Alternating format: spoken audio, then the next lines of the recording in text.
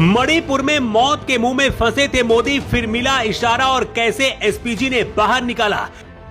जब नहीं उड़ा मोदी का हेलीकॉप्टर, तेज हो गई थी धड़कनें, फिर एसपीजी ने जो किया सब हैरान। मणिपुर के आदिवासी गांव से पहुंचा जनसैलाब, हेलीकॉप्टर छोड़कर कार से क्यों निकले मोदी।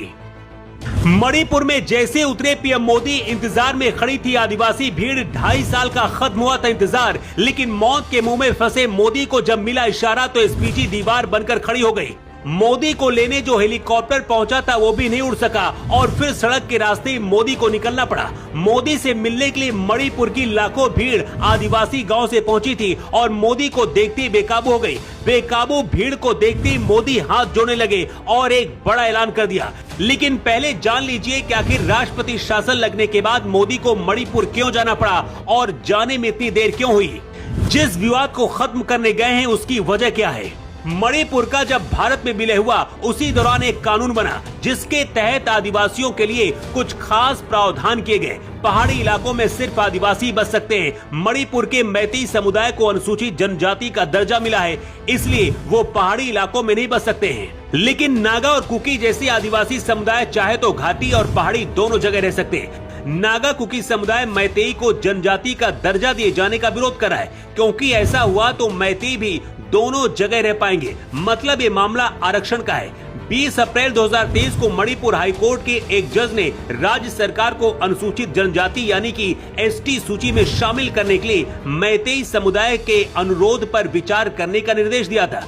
बस इस आदेश के बाद से मणिपुर में मैतेई और नागा कुकी के बीच हिंसा शुरू हुई और मणिपुर सुलग उठा था। मुख्यमंत्री बीरेन को इस्तीफा देना पड़ा था और राष्ट्रपति शासन लगाना पड़ा। 2023 के बाद से मणिपुर के ऐसे हालात बने जहां कई बार ऐसा लगा कोई सुरक्षित नहीं। ऐसे में जब मोदी 2.5 साल बाद मणिपुर पहुंचे तो कई सवाल थे। मणिपुर के लोगों को जैसे ही पता चला कि मोदी आ रहे हैं, पहाड़ों से और घाटियों से लाखों लोगों की भीड़ पहुंची। मणिपुर की सीमा म्यांमार से लगती है, जहां से भारत में बहुत ज्यादा तस्करी होती है, और ये वही म्यांमार है जहां से भागकर रोहिंग्या भारत में घुसते हैं। मणिपुर में सबसे ज्यादा चिंता मोदी की सुरक्षा पर थी और जब अचानक मोदी का हेलीकॉप्टर ही नहीं उड़ा तो सुरक्षा एजेंसियां भी कुछ देर के लिए डर गई। मणिपुर जब मोदी पहुंचे तो बारिश बहुत तेज थी। पायलट इंतजार करता रहा, लेकिन हेलीकॉप्टर उड़ाने के लिए हालात सही नहीं थे, क्योंकि ऐसे मौसम में प्लेन क्रैश होने का डर रहता है। लेकिन सड़क के रास्ते से मोदी को ले जाना भी खतरे से कम नहीं था। लेकिन इसके बाद भी मोदी ने एसपीजी को इशारा किया कि वो मणिपुर के पीड़ित परिवारों से किसी भी हालत में मिलकर ही जाएंगे। इसके बाद एसपीजी ने मोर्चा संभाला और करीब 65 किलोमीटर घाटियों के बीच से मोदी का काफिला निकला। 1.5 घंटे बाद जब मोदी का काफिला पहुंचा तो ऐसा लगा जैसे मौत के मुंह से मोदी निकलकर बाहर आए हो। इसके बाद मोदी ने मणिपुर के आदिवासी और वहां के लोगों के सामने वो ऐलान कर दिया जिसका इंतजार हर किसी को था, और उस ऐलान का ऐसा असर हुआ कि दिल्ली में बैठे कांग्रेस के नेता और राहुल गांधी का दिमाग भी हिल गया। मणिपुर में मोदी ने कहा, मणिपुर मां भारती के मुकुट पर सजा मुकुट रत्न है।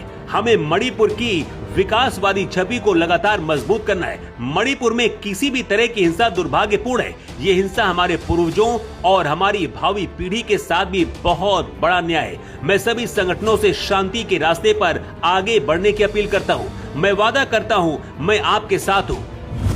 मोदी चुराचांदपुर गए जो कुकी बहुल पहाड़ी इलाका है, और इम्फाल घाटी भी गए जहां मैतेई समुदाय का गढ़ है।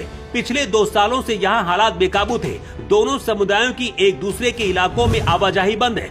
मोदी की जगह कोई और पीएम होता तो शायद हेलीकॉप्टर नहीं उड़ने के बाद वापस लौट आता, लेकिन मोदी मौत के मुंह से वापस लौट आए। लेकिन विपक्ष और राहुल गांधी जो कल तक मोदी को मणिपुर जाने की मांग कर रहे थे, उनके पास भी अब कोई मुद्दा नहीं बचा। लेकिन अभी भी ये सवाल है कि क्या मोदी ने मणिपुर जाने में देरी कर दी।